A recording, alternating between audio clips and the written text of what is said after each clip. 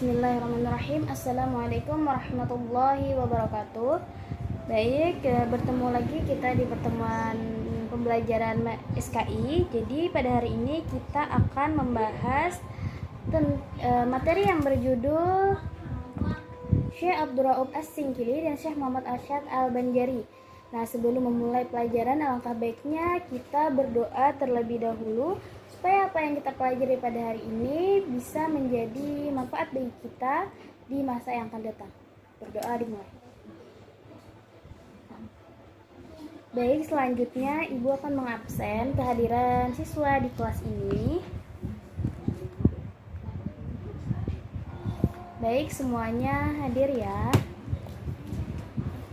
Nah, jadi kita mulai. Yaitu yang Ibu akan menjelaskan sedikit dulu ya. Nanti baru kita ke inti-intinya. Jadi Syekh Abdul Rauf As-Singkili, beliau adalah seorang ulama besar dari tokoh tasyawuf dari Aceh yang pertama kali membawa dan mengembangkan tarekat Syattariyah di Indonesia. Abdul Rauf berangkat ke tanah Arab dengan tujuan mempelajari agama pada tahun 1604 Hijriah. Nah, ia menimba ilmu pada pusat pendidikan dan pengajaran agama di sepanjang jalur perjalanan haji antara Yaman dan Mekah. Abdul Rauf memiliki sekitar 21 karya tulis yang terdiri dari 1 kitab tafsir, 2 kitab hadis, 3 kitab fikih, dan sisanya kitab tasawuf. Sedangkan Syekh Muhammad Arsyad Al-Banjari lahir di desa Lok Gabang pada hari Kamis 5 Safar 1122 Hijriah, bertepatan 9 Maret 1710 Masehi. Sejak kecil beliau mempunyai bakat di bidang seni lukis dan kaligrafi. Ketika berumur 7 tahun, beliau diangkat menjadi anak angkat oleh Sultan Tahmidullah, penguasa kerajaan Banjar pada saat itu. Nah, setelah 35 tahun beliau menimba ilmu di Mekah, beliau kembali ke kampung halamannya. Terus Sultan Tamjidillah sebagai Raja Banjar menyambut kedatangan beliau dengan upacara adat kebesaran. Rakyat Banjar memberinya julukan Matahari Agama. Setiap masa ada tokohnya dan setiap tokoh ada masanya. Kata-kata ini sebagai inspirasi, siapa tahu nanti dari kita semua ini ada yang menjadi tokoh. Karena di setiap tokoh ada masanya, setiap masa ada tokohnya. Jadi bercermin kepada tokoh-tokoh terdahulu dan senantiasa giat belajar untuk menyongsong masa depan serta menjadi manusia yang selalu memberi manfaat bagi orang lain. Nah, jadi Syekh Abdul Rauf As-Singkili dan Muhammad Arsyad Al-Banjari adalah tokoh penyebar Islam di Indonesia. Baik, kita mulai. Yang pertama kita lagi mengenal Syekh Abdul Rauf As-Singkili. Jadi nama aslinya adalah Abdul Rauf Al-Fansuri yang lahir di kota Singkil. Beliau adalah orang pertama kali yang mengembangkan tarekat Syattariyah di Indonesia. Sekitar tahun 164 beliau berangkat ke tanah Arab untuk mempelajari ilmu-ilmu keislaman. Abdul Rauf As-Singkili pernah bermukim di Mekah dan Madinah. Ia mempelajari tarekat Syattariyah dan gurunya yang bernama Ahmad Kusasi dan Ibrahim Al-Qurani. Kemudian Abdul Rauf As-Singkili pernah menjadi mufti kerajaan Aceh ketika diperintahkan oleh Sultan Safiatuddin Tajul Alam. Abdul Rauf As-Singkili memiliki sekitar 21 karya dalam bentuk kitab-kitab tafsir, hadis, fikih, dan tasawuf. Beberapa karyanya antara lain adalah yaitu kitab tafsir yang berjudul Turujuman Al-Mustafid, terus Umdat Al-Muhtajin, terus Mi'raj Al-Tulabi fi Tahsil Ma'rifah Ahkam Asy-Syari'iyah lil Al-Malik Al-Wahhab. Nah, kitab ini membuat berbagai masalah mazhab Syafi'i yang merupakan panduan bagi para qadhi. Abdul Rauf As-Singkili beliau meninggal di Aceh. Beliau dikenal dengan sebutan Tengku Syekh Kuala sebagai penghargaan masyarakat Aceh kepada perjuangan beliau. Maka namanya dijadikan sebagai nama perguruan tinggi di Aceh yaitu Universitas Syiah Kuala. Kampus didirikan pada tahun jadi kampusnya itu didirikan pada tahun 1961 di Banda Aceh. Jadi yang selanjutnya yaitu kita mengenal Syekh Muhammad Arsyad Al-Banjari. Mungkin menurut kita sering mendengar Syekh Muhammad Arsyad Al-Banjari, apalagi kita yang berada di Kalimantan Selatan ini. Beliau itu lahir di Lok Gabang, Martapura, Kalimantan Selatan pada tahun 1710. Beliau lahir dari pasangan Abdullah dan Siti Aminah. Setelah wafat, beliau dikenal dengan sebutan Datuk Kelampaian karena beliau dimakamkan di Kelampaian. Mungkin kita sering ya berziarah ke makam beliau. Beliau itu sangat karismatik. Ketika masih kanak-kanak, beliau diadopsi atau dijadikan anak angkat oleh Sultan Tahlilullah untuk dididik secara tuntas.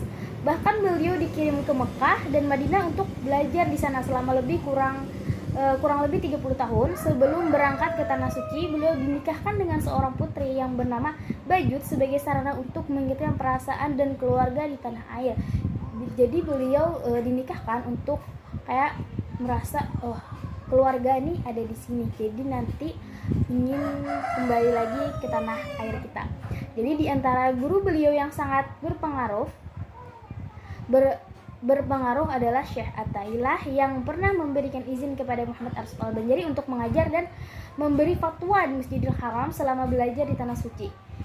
Ia bertemu dengan para ulama yang di sana, yaitu Syekh Abdus Samad Al-Palimbani, yang kedua Abdul Wahab Bugis dari Makassar, yang kemudian menjadi menantu beliau, dinikahkan dengan anak beliau Syarifah binti Muhammad Arsyad Al-Banjari. Terus yang ketiga, beliau bertemu dengan Syekh Abdurrahman Masri dari Jakarta. Jadi langkah pertama yang dilakukan Syekh Muhammad Arsyad Al-Banjari sekembalinya dari belajar dari Tanah Suci adalah membina kader-kader ulama. Ia meminta kepada Sultan Tamjidillah sebidang tanah untuk dijadikan sebagai pusat pendidikan. Di tempat itu dibangun rumah tinggal, ruang belajar, perpustakaan, serta asrama bagi para santri. Berkat perjuangan kerja keras beliau dengan dibantu menantunya, akhir pusat pendidikan tersebut ramai dikunjungi para santri dari berbagai daerah tempat tersebut. Hingga saat ini dikenal dengan nama Kampung Dalam Pagar ya, kita sering mendengar itu. Sebab para santri yang belajar dilarang meninggalkan tempat tersebut. Karyanya yang terbesar yaitu ada yang tahu lah nama karya beliau yang paling besar, yaitu bukunya yang bernama apa? Kitab apa, ada yang tahu? Ya, benar sekali. Jadi yang berjudul Sabilal Muhtadin, yang artinya jalan orang yang mendapat petunjuk. Karena keilmuan beliau yang luar biasa, Muhammad Arsyad Al-Banjari mendapat julukan matahari agama dari Banjar. Kita kenal kan Masjid Sabilal Muhtadin itu. Jadi ibu pernah mendengar bahwa Masjid Sabilal Muhtadin itu dibuat. Dari mana mengambil namanya? Yaitu karena dari kitab beliau, yaitu Sabilal Muhtadin, untuk menghargai jasa beliau juga untuk mengenang seperti itu.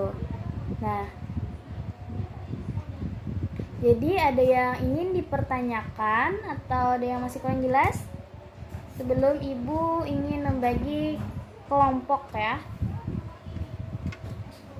Oke, tidak ada ya. Jadi ibu akan membagi dua kelompok, kelompok 1 dan kelompok 2. Jadi kalian presentasi ya ke depan, presentasi tentang yang ibu sampaikan tadi, yaitu mengenai Syekh Abdul Rauf As-Singkili dan Syekh Muhammad Arsyad Al-Banjari. Jadi kelompok 1 membahas Syekh Abdul Rauf As-Singkili dan kelompok 2 membahas Syekh Muhammad Arsyad Al-Banjari. Jadi masing-masing kelompok, misalkan kelompok 1 nih maju ya.